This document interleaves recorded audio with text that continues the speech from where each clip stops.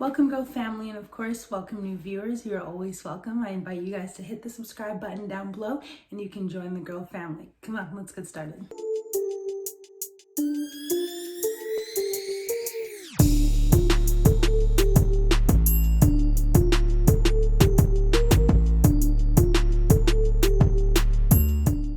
Today's episode is going to be on how to be more self-aware, and I think that is huge. When we're talking about growth and kind of really understanding ourselves and trying to become the best version of ourselves, self-awareness is up here in my book. So I've been able to, for myself, these are all concepts that I've used on myself and kind of ways that I help push myself along my journey. Is I used 3 concepts. So I'm going to share all 3 concepts with you guys in today's episode. And the first concept is reflection. Reflection, again, is really big. So self-reflection is a tool that is very, very beneficial and very significant when we're really trying to understand ourselves, right? So that's reflecting our actions, our thoughts, our behaviors, our patterns, and don't worry, we're going to go through all of that. But reflection is big. And what I've learned is that there's different ways to reflect. For me, what worked for me was journaling. I was a huge journaler, and like a couple years ago, actually I started journaling when I was a little girl, and I found that to be very helpful. One of the powerful things about reflection that was a really big eye-opener for me was when I would go back and I would read things from when I was depressed or when I was really negative or when I was in a super dark place. It makes me sad to see how negative my thoughts were, to see how unhappy I was at the time and compared to now. Maybe right now we're not as happy as we desire to be or as successful as we desire to be, but as we journal and as we go back and reflect on our journaling, you can see your milestones. You can see that change that is super hard to see. That's why we need concrete evidence, journaling as an example, to really see your growth. If journaling is something that works for you, awesome. Let me know. Like, write some comments and let me know about your experiences with journaling or how you've seen yourself grow with journaling, or if there's any other sort of expressive arts that you do. Honestly, I'm jealous if you can draw because I can't draw. Like, that to me is a really cool talent.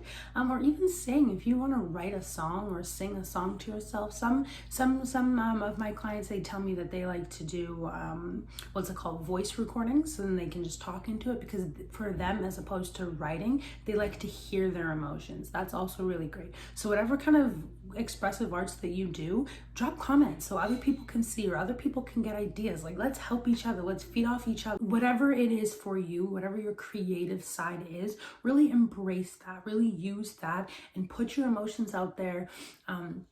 Put your feelings out there, so then you can come back and reflect. Reflecting on yourself, you're reflecting on your thoughts, your actions, your behaviors, your patterns. That's a big one. You're checking out your patterns, trying to figure out and understanding, okay, why am I the way I am? Why is life right now happening the way it is? What have I been manifesting that I didn't really understand that I was manifesting, and which is becoming my reality right now? So reflection is huge. So let's dive a little bit deeper into reflection. So if we were to reflect on our actions, okay, so things that we are doing or things that we're not doing, things that we should be doing, and definitely things that we shouldn't be doing, it's really good to know that, because then that helps you move forward. Then once we've really become aware of ourselves and the actions that we are doing, then it helps us become more aware of what other people are doing. So then when we can see what other people are doing, we're like, whoa, that's not what I like, that's not what I want to receive, that's not what I respect. You can be able to see what it's like, and sometimes it's just not a good thing, or it's not a healthy action that we're doing or a healthy action that we're taking. So now let's move on to our thoughts. When we're looking at our thoughts, I relate this to the 7 universal laws, which is mastering life on a physical level. So I relate this to law number 3, which is the universal law of vibrations. Okay, so I learned that our thoughts is just manifested energy and vibrations that we're sending and receiving. This is something that we can't change. Okay, so our thoughts, they will either be positive or negative. It's got to be one of the two.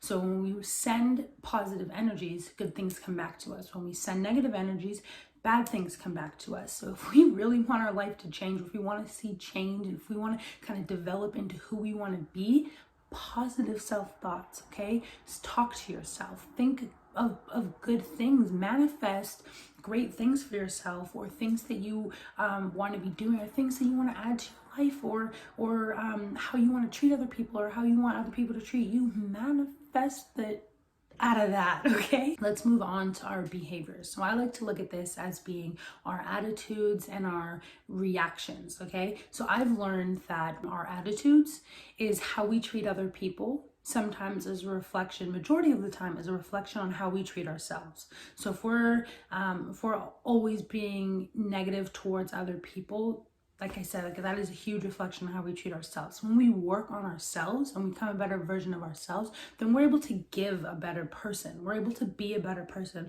towards our loved ones, towards new people, towards bosses, whoever that may be. We're able to kind of control that. So looking at our attitudes is a huge way, reflecting on our attitudes is a huge way to kind of grow and to kind of become that person that you want to become. Whenever a situation arises in front of us, that we should respond to something as opposed to react to something. And why I've learned that is because when you're responding to something, you're more in control of yourself. So boom, something happens, and it normally could be something that's going to piss you the hell off, when you can be like, pause, let me reflect on the situation, let me think about the situation, and then decide how I want to respond to whatever is going on. As opposed to boom, something happens, it pisses you off, now it controls your emotions, now it controls your attitude, it controls your behavior, you're going to snap back. We don't have to be petty. Okay, we don't always have to be petty, because what is being petty? Is that's a negative thought. Okay, we're manifesting something negative. It shouldn't be this mentality of you do something to me, I do something back, because even if they don't snap back at you, karma's coming. I'm telling you, you cannot run from karma. Karma is coming, and I know that you know that, and I know that you know that it sucks, okay? So let's learn to be able to respond to things as opposed to react. Take that time for yourself. Take that moment to step back and be like, no, let me actually think about what's happening. And if it is something that made you mad, okay, be mad about it, but I'm going to be mad in a respectful way. Let's be the bigger person. If you piss me off, okay, it happened. I can't control you. I can't control what you did to me. I can control myself, and I can respond to what's happening as opposed to snap back, pettiness, I'm gonna get my people after you kind of reaction. Like, let's not do that. So our last one is our patterns. So this is where journaling comes in and plays a huge role in looking at our patterns. So when we journal, when we reflect back on our journals, you can see the patterns. You can literally find the patterns of what made you mad, or how you reacted to this, or even something as like, okay, staying up late results into you if you have to wake up early, that results to you being in a bad mood. Boom, that affects your whole day. Okay, your patterns are really easy to see when you write it down. Or say we're looking at our patterns of our emotions, and if we're writing things and I hate this person, I hate that person, or even I hate myself, well, let's look at our patterns. Well, why?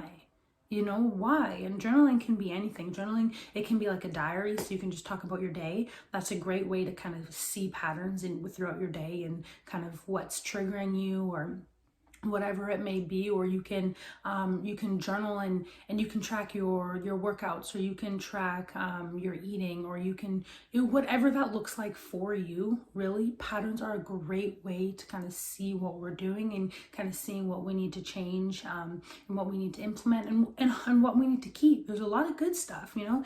Sometimes when we're depressed or we're unhappy, or we're just super negative and down on ourselves, we think that everything is bad. A lot of times there's still a lot of good in there. We're all good people, whether you believe that or not. We just gotta, dig through all of the other nonsense to find the good stuff. The second concept that really worked on me and kind of helped my growth is introspection. This is a big one, and because it's a little bit more specific on kind of what you're doing in your reflections and what kind of reflection you're doing. And so introspection is the examination of one's own mental and emotional processes. So this is a big one, because sometimes this is really hard to do, to really just sit there and think and give energy towards our mental state. So what's going on up here?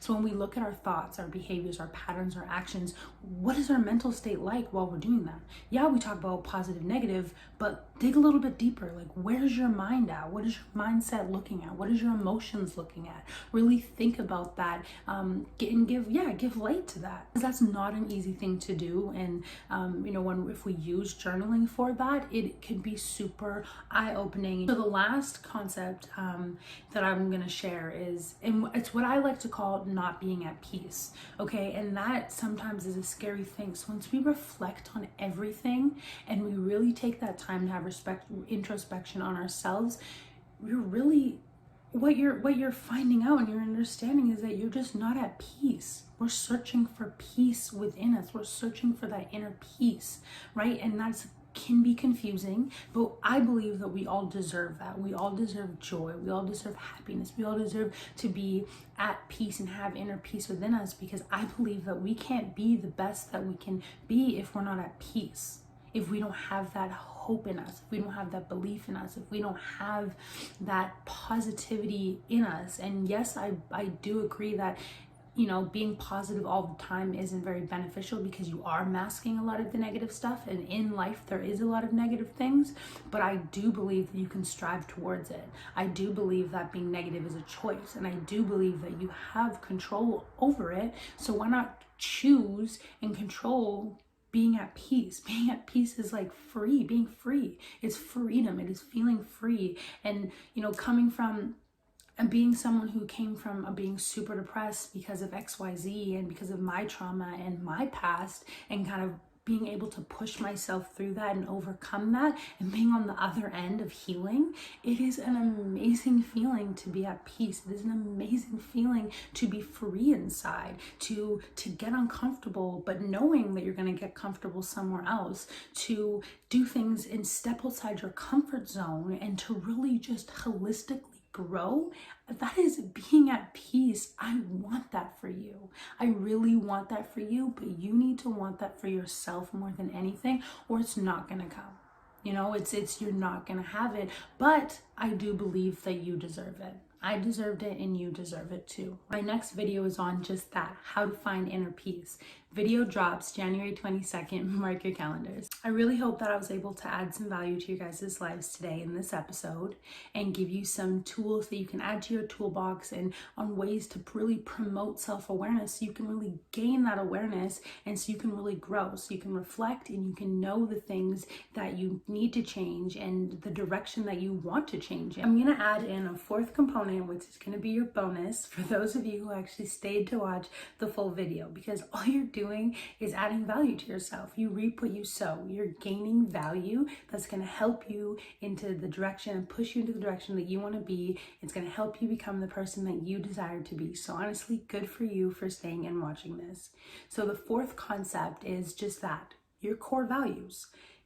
What do you value? What is your moral compass? Really take the time, invest the time into yourself to understand and to know what you value.